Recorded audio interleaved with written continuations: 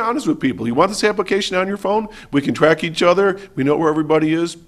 Everybody stay safe. So again, folks, if you're interested, it's called Life 360. It's an application that you can download on your phone, and it walks you through the steps. I think it's a good program. And if you want to learn more about it, there we go, Randy. It's life360.com. That's my techie tip for you this week, and it's free. Back to you, Reed. Okay, thank you, John. John Hamels, Doc Hamels. You got that on yours? No, but you can also use that to find where you left your cell phone. That's a good idea. For those of us who forget those things, you know. We got Andy Goodell with us. Good morning, Andy, and it's wonderful. I'm very happy you gave up your time on Saturday morning to come over and join us. It's it's a gift of time, and you got to give everybody around here a chance to call you and say hello, and teachers particularly. Well, I look forward to hearing from everybody, as you know, Reed. Andy is a long-time hard worker for our county, and at this point he's representing our county in a large area around here in the Assembly, the New York State Assembly, which is a very important function in our state. And it is, at this point, you're kind of a minority because it's Democratic, but if you were to switch over and become a senator, you'd be in with friends. I still have friends over there. The Senate is Republican, so we have a kind of split government, although most of the government comes from downstate New York around the city. A lot of the juice, right? Particularly in the Assembly. The Assembly, as you know, is basically controlled by Shelley Silver, a Democrat from New York City.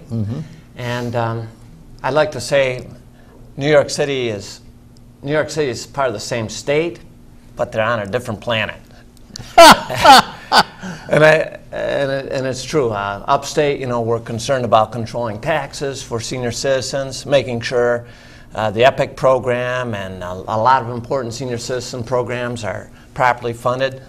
Downstate, it's a whole different ball game. You know, it's almost in a different economy. Well, you used to live in New York City. Yeah. It's a very different perspective.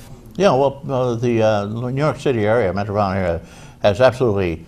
It's a different world, different universe from upstate New York up here, and of course, with a quick cell phone call, Cheney managed to take us out of an agricultural congressional district and throw us right into as an urban system. We're part of, we're just a tail that wags a dog over in Buffalo now. And you're absolutely right. Earlier this year, I testified up in Buffalo in front of the reapportionment committee, because every 10 years we go through this reapportionment process. And I urged the committee to put Chautauqua County back into the southern tier, along with our friends in Cattaraugus and Allegheny and Steuben County and along the southern tier, because we really have so much more in common with that rural southern tier than we do with Buffalo. Yeah, and Buffalo's right now, the second largest city in the state. Yeah. And here we are part of Buffalo, congressionally. And philosophically and demographically, and our interests are not really the same as Buffalo's. Not to mention the fact Buffalo has about 20 times more voters than we have, so that there's no possibility we'd ever get a nomination out of Chautauqua County. I mean, it's bye-bye. Now, if we were in the southern tier, which we used to be when we had Congressman Houghton, as you know, if we're in the southern tier, then we'd be about 1/5 of the district, but no one county would be dominant. And that's where you want to be, so that everyone is treated equally and with respect. Right now, you know, like you mentioned, we're almost like the poor stepchild of the district. Right. We don't get much out of it because of the fact that we're just nobody here. Congressman O'Brien, I don't know, what's he doing for us? Who knows? I think he used a GPS to find his office here.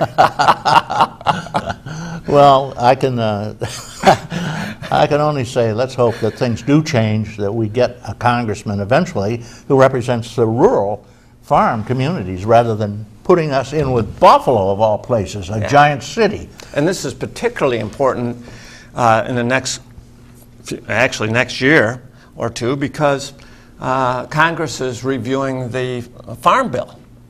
And that's very, very important for us here in Chautauqua County, not that important up in Buffalo. Yeah, they couldn't care less. And in New York City, by the way, they think that produce grows in the, in the cooler section of the grocery stores. I seriously question whether they could recognize a cow or not. Right. It's like the DEC has declared, who are all down in New York City, has declared the leak, which is actually the wild garlic, all the trillions of leaks up here. I mean, huge fields of them, acres and dozens, hundreds of acres of leaks everywhere. It's an endangered, it's a threatened species, and I'm sure that the guy who runs the DEC lives on a $20 million apartment overlooking Central Park. And he looks down, checks carefully with his field glass, sees no leaks. Must be where they're endangered. Well, I suspect they are endangered in New York City. Yeah, exactly. It shows that they have no comprehension of what we're dealing with up here in New York, in rural New York, up in Chautauqua County. And you also see that, by the way, in some of the legislation that comes out, for example, on hydrofracking. Yeah. You know, we have more natural gas wells in Chautauqua County than any other county in the state. And we've been hydrofracking safely in Chautauqua County for over 60 years. In fact, the first natural gas well, commercial natural gas well, was right here in Fredonia in 1821. First. Yeah, you know, they lit up a house for Lafayette's visit. Yeah, exactly. That was why they took a pipe out of the little creek there where it bubbles up like it does here in Chautauqua County everywhere, and they piped it up and used for the first time mantles to light the house with gas. I'm glad you clarified it was the lights they lit up, not just the house. Well, Lafayette was coming in to visit, and I'm not sure he made it all the way, but he did drop by and reviewed the troops, and hey. He was an elderly man at that time, but they invited him over. They wanted to just meet the guy because he'd done so much during the Revolutionary War to help us. So on the natural gas issue, of course, it's very important to Chautauqua County. It's an important part of our economy. But you have New York City assemblymen trying to regulate, if you will, the entire natural gas industry when there aren't any natural gas wells in New York City, and I don't think they'd recognize one if they saw it. No, that's the way it is. The gas industry is kind of peculiar because they build a whole bunch of wells up here in Chautauqua County as write-offs for the doctors and dentists in Buffalo who are making a lot of money. And the game plan was they'd set up 4 of them at a time in a block and hook them in, and then they'd drill the wells, and then they'd never open them up. So that they took a huge loss every year on this, and there was no profit coming in because they hadn't opened up the wells. And I had a friend named Glenn Miller who used to have the Point Chautauqua golf course. Did he have a band? No, this is another Glenn Miller. Oh, different Glenn Miller. He bought his father, actually, Harvey Miller, had bought the Point Chautauqua golf course back when it was nothing, just past the war. He used to mow the whole greens and everything with the gang mower. But eventually it became very nice. And Glenn had a home nearby, and they drilled one of these wells for him. And then he said, oh, unfortunately, we're not going to open the well. He said, wait a minute, I'm supposed to get a certain amount of gas for my house. It's got to heat my house. Oh, well, we can't do that right now. So one midnight, he and a plumber friend of his went down there, dropped some dynamite down, blew the well so that it released the gas, put a cap on it. He's had gas ever since. I can tell this story because he's long gone, I might add. God bless him. I don't think most hydrofracking involves dropping dynamite down the wells. Actually, they claim it's much lower, but again, there are the critics of it. They do put some toxic materials down into it to dissolve the gas and rock. And they're afraid that may get into the water supply one way or another. Well, so in all deference to the conservationists who are very concerned about it, we got to point out there's a second picture here. Well, in Chautauqua County, we have a water specialist, Bill Bora. He works for the county. He's been working there for 20 years. He's an expert, and he carefully monitors water around all the natural gas wells. And what he advised me is that there are no known instances of cross-contamination between the fracking fluid and groundwater in Chautauqua County. Now, for those who aren't familiar, the toxic chemicals, they refer to them as toxic chemicals. They include things that you would normally find in soap and in a lot of household chemicals. You don't want to eat that soap. I've tasted it. My mother gave me a little of it once. You don't need to confess why, but I can suspect. It was a common remedy for certain... For lying. But the reason they put the chemicals in is what the process does is they pump down water with sand and grit in the water. And so they put like a soap to keep it, emulsified, the sand, so it doesn't all settle. And the reason they pump sand down as part of the entire process is because they put the water under real high pressure. It opens up the rocks. They then have to put sand or something in the cracks, so the cracks will close up as soon as they're done. And then they pump the water back out, of course. And in Chautauqua County, they've been doing it for a long time and doing it very safely. The good news for seniors is as this Marcellus shale gas is opening up, and it hasn't happened yet in New York, that's just Pennsylvania so far, the cost of natural gas has dropped from a high of around $14 per MCF, it's called, down to like $3 or $4. So you're seeing a tremendous savings on your heating bill if you heat with natural gas, if you're a senior in this area as a result of that gas exploration. Yeah, well, this senior saves even more. He uses wood. Yeah, well, totally replaceable, And the great thing about wood is it heats you more than once. It heats you the first time when you cut it. You've been reading Thoreau, haven't you? Walden Pond. By the way, can I mention just something about wood? Yeah. We have a local company right here in Chautauqua County that I'm kind of proud of. What's that? It's called Alternative Fuel Boilers. They're out of Brockton, and they make a very high-tech, high-efficiency wood boiler. Oh. And it's a unique boiler. It actually has 2 chambers. You put the wood in the top. That wood is then heated up. It releases gas.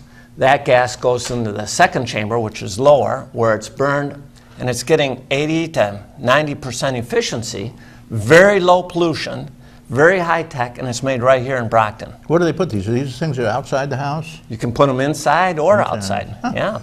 Oh, well, that's interesting because wood is most of the wood that's used in Chautauqua County for fuel is waste product. When they take a tree down, they just take out the trunk, and all the rest, which is a lot of wood, just rots in the woods.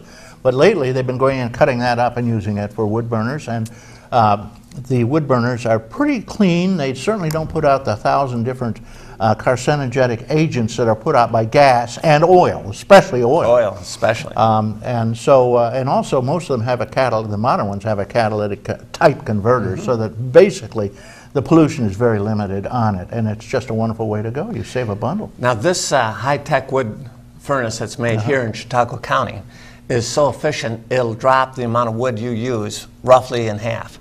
And so... well, another way to drop the amount of wood you use is to do what most wood users do, and that is you shut off the rest of your house. You only heat the part you need. And wear a sweater while you're inside. Well, we, for instance, only heat the living room. And when we want it, my daughter, who's a quilter, gave us some beautiful quilts for the doors. And we just pull the quilt down, and then it goes into the living room, from the living room in the dining room, or into the kitchen, depending on where we need it.